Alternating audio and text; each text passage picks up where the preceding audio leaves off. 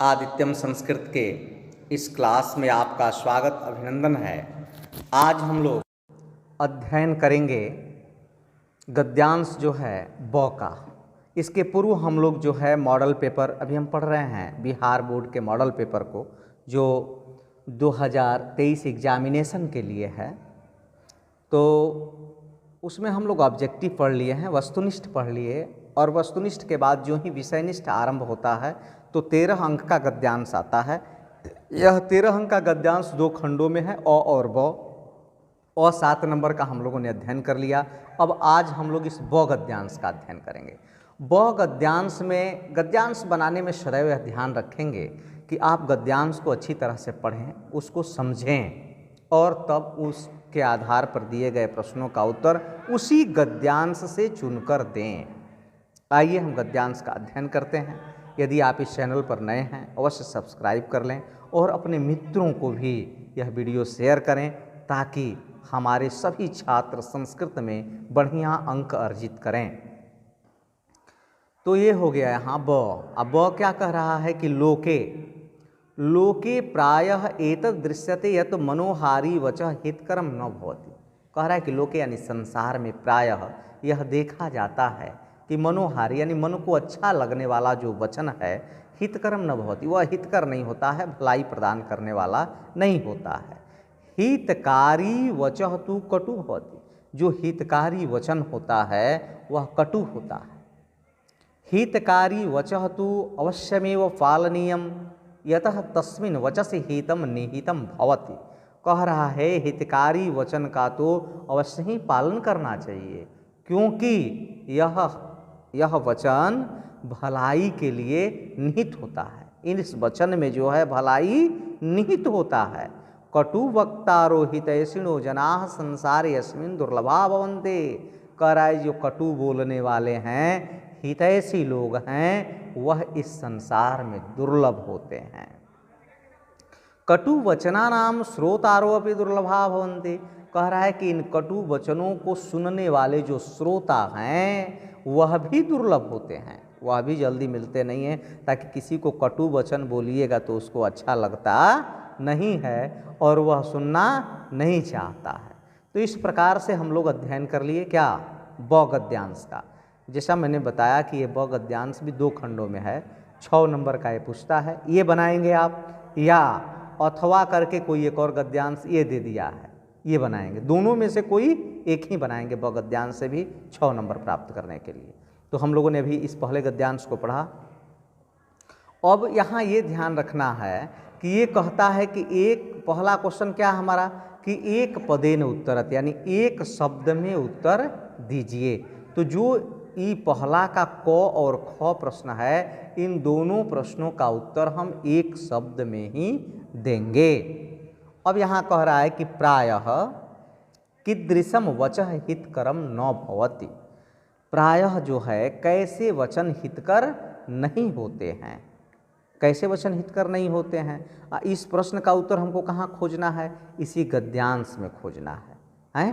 तो कैसे वचन हितकर नहीं होते हैं, तो यहाँ लिखा है कि मनोहारी वचः हितकरम न भवति।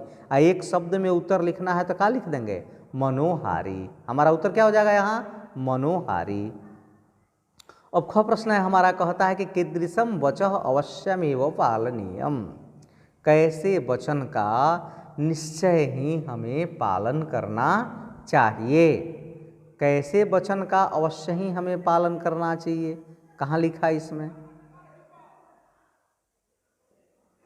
हाँ, यहाँ लिखा है कि हितकारी वचः तु अवश्यमेव पालनीयम, यानी हितकारी। इसका उत्तर क्या लिख देंगे हम, हितकारी।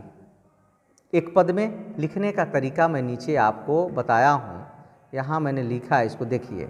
जैसे हमारा क्या है, ये प्रश्न पहला का ही है, और पहला का क्या है, ब है। ब का हम पहले का उत्तर लिख रहे हैं ना, और पहले में क का उत्तर क्या हो जाएगा, मनोहारी, और ख का उत्तर हो जाएगा हितकारी वचनम, या हितकारी भी लिखेंगे तो आपका काम चल जाएगा। एक एक नंबर मिल जाएगा, 2 नंबर। ऐसे ही आप उत्तर पुस्तिका जो आपको मिलेगी परीक्षा में, उसमें आप ऐसे ही लिखेंगे। फिर हम आ गए कहाँ, अब आ गए हम ख प्रश्न में। और ख कहता है यहाँ नहीं, ब का दूसरा क्वेश्चन, ब का जो है यहाँ दूसरा क्वेश्चन हो गया। आइए अब कह रहा है कि पूर्ण वाक्य न उत्तरत, यानी पूरे वाक्य में, यानी एक वाक्य में कम से कम आप उत्तर दीजिए। कह रहा है क प्रश्न क्या है यहाँ कि संसारे कीदृशाः जनाः दुर्लभाः भवन्ति, संसार में कैसे लोग दुर्लभ होते हैं, संसार में कैसे लोग दुर्लभ होते हैं। तो यहाँ आया है ना संसारे, ठीक है ना, कटु वक्तारो, कटु वक्तारो च कटु वचना नाम श्रोता अपि दुर्लभा भवन्ति, इतना लिखेंगे। इसको मैंने लिखा है नीचे यहाँ कि कैसे लिखेंगे। देखिए यहाँ लिखा मैंने ना कि कटु वक्तारो अश्रोतारो अपि, यानी कटु बोलने वाले और सुनने वाले भी दोनों ही क्या होते हैं, दुर्लभा भवन्ति, दुर्लभ होते हैं। फिर हम आ जाएंगे प्रश्न संख्या ख पर, और प्रश्न संख्या ख जो है कहता है कि कीदृशम वचः कटु भवति, कैसा वचन जो है कटु होता है, कैसा वचन कटु होता है। तो इसका उत्तर क्या लिख देंगे कि हितकारी वचः कटु भवति, हितकारी वचन जो होते हैं वह कटु होते हैं। ऐसे वचनों से हमें घबराना नहीं चाहिए, सुन लेना चाहिए, और सुधार करने का अवसर मिल रहा है तो हमें सुधार कर लेना चाहिए। तो इस प्रकार ब गद्यांश का यदि आपने पहला ही बना दिया तो आपको अथवा नहीं बनाना है। हम अभी आपको इस दोनों गद्यांश का अध्ययन कराएंगे। तो अभी हम फिर अथवा पर आ जाते हैं। अथवा पर आ गए, यहाँ अथवा लिखा हुआ है ना, यहाँ अथवा लिखा हुआ है। यहाँ तक एक गद्यांश ये ब का समाप्त हो गया, और ब का ये अथवा गद्यांश यहाँ से शुरू है। अब इसको हम लोग पहले इसका हिंदी अर्थ जान लेते हैं। आप भी अपने से जब परीक्षा में बनाएंगे तो पहले उसके अर्थ पर विचार कर लेंगे, फिर प्रश्न के अनुसार इसी गद्यांश से आप उत्तर लिखेंगे।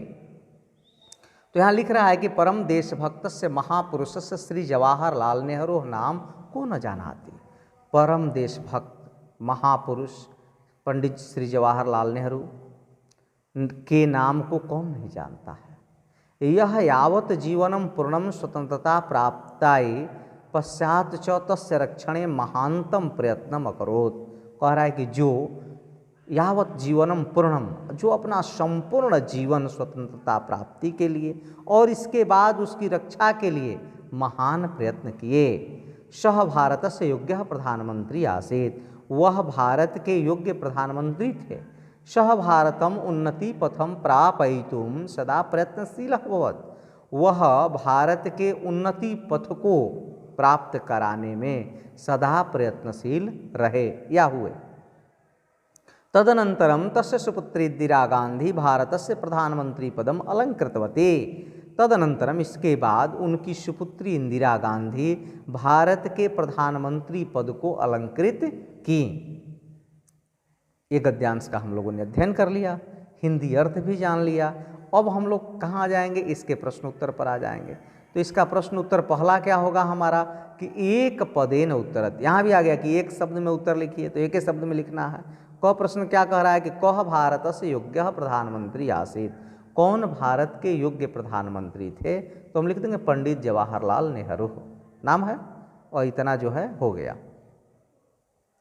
फिर ख प्रश्न कहता है कि श्री नेहरूः पुत्र्याः किम नाम आसीत्, पंडित जवाहरलाल नेहरू के पुत्री का क्या नाम था। तो उत्तर क्या लिख देंगे ख का, इंदिरा गांधी। कैसे लिखेंगे मैंने नीचे बताया है, यहाँ आया है ना, देखिए ये है। यहाँ क हो गया श्री जवाहरलाल नेहरू और ख हो गया इंदिरा गांधी। एक एक शब्द में कह रहा है, इसलिए मैंने एक एक शब्द में उत्तर लिख दिया। फिर हम आ जाएंगे कहाँ, पूर्ण वाक्य न उत्तरत, पूर्ण वाक्य में उत्तर दीजिए। तो क प्रश्न है इसका, और पूरे वाक्य में उत्तर लिखेंगे। अब एक एक शब्द में नहीं लिखेंगे पूर्ण वाक्य वाला, ताकि ये अब 2-2 नंबर का होगा और वो एक नंबर का था। ये कहता है कि श्री नेहरू किमर्थम प्रयत्नशील अभवत्, श्री नेहरू जो है किस लिए प्रयत्नशील हुए। तो क का उत्तर हम क्या लिख देंगे, श्री नेहरू भारतम उन्नति पथम प्रापयितुम सदा प्रयत्नशील अभवत्। और फिर ख प्रश्न में आ जाएंगे। ख कहता है हमारा कि कह स्वतंत्रता प्राप्तये महानतम प्रयत्नम अकरोत्, कौन स्वतंत्रता प्राप्ति के लिए महान प्रयत्न किए। ख का भी उत्तर क्या लिखना है, पूर्ण वाक्य में लिखना है, क्योंकि इस पर हमको 2 नंबर मिलना है।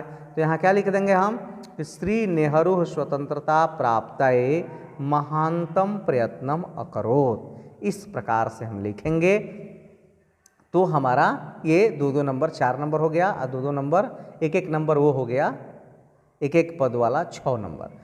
तो पहले गद्यांश का भी हम आप लोगों ने अगद्यांश का अध्ययन कराया था जो 7 नंबर का था, और ये 6 नंबर, और ये आपके प्रश्न पत्र में ही इसका उत्तर रहता है।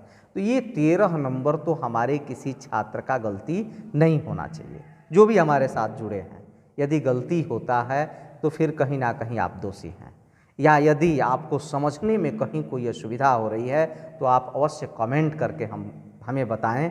हम उस समस्या को सुलझाने का पूर्ण प्रयास करेंगे कि हमारे छात्र को कोई समस्या न हो और वह परीक्षा में उत्तम अंक अर्जित करे। इसी शुभकामना के साथ बहुत बहुत धन्यवाद।